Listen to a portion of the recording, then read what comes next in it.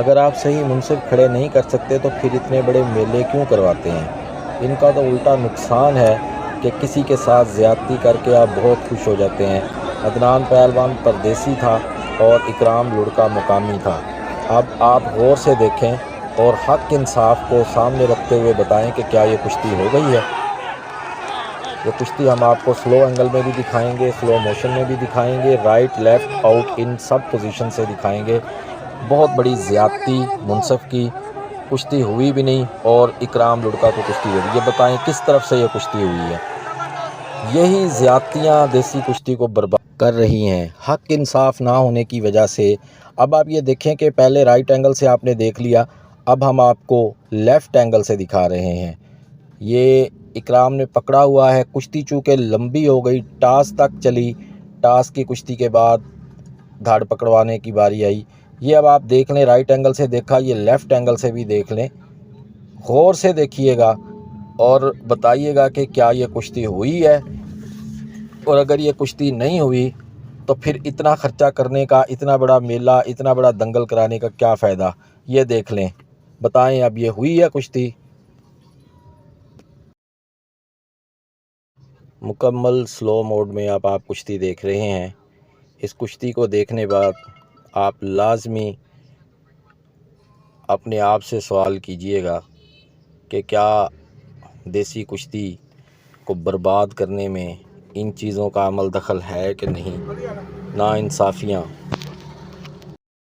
ایک مقامی پہلوان اور ایک پردیسی پہلوان، ہمیشہ سے یہ بڑوں کی ریت رہی ہے فن پہلوانی میں کہ کبھی بھی ان کی کوشش ہوتی تھی کہ کسی پردیسی کے ساتھ زیادتی نہ ہو جائے، کوئی پردیسی ایسی حالت میں نہ جائے کہ فلاں علاقہ والوں نے میرے ساتھ زیادتی کی ہے۔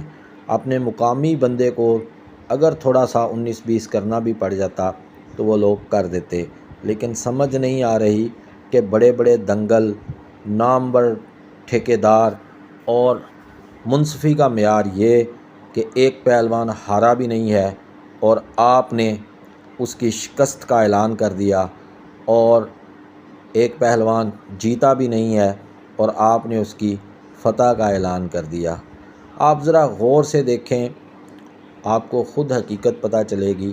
یہ اس وقت سلو موشن میں آپ کشتی دیکھ رہے ہیں، اسی لیے میں نے right angle, left angle, slow mode right, slow mode left سے آپ کو کشتی دکھائی ہے کہ ہاتھ کنگن کو آرسی کیا، جو چیز حقیقت ہے سب اس کو دیکھیں، اور آپ یہ دیکھیں کہ اگر یہ جو پہلوان جس کو جتایا گیا ہے اس کے ساتھ ایسی زیادتی ہوتی تو کیا یہ برداشت کرتا؟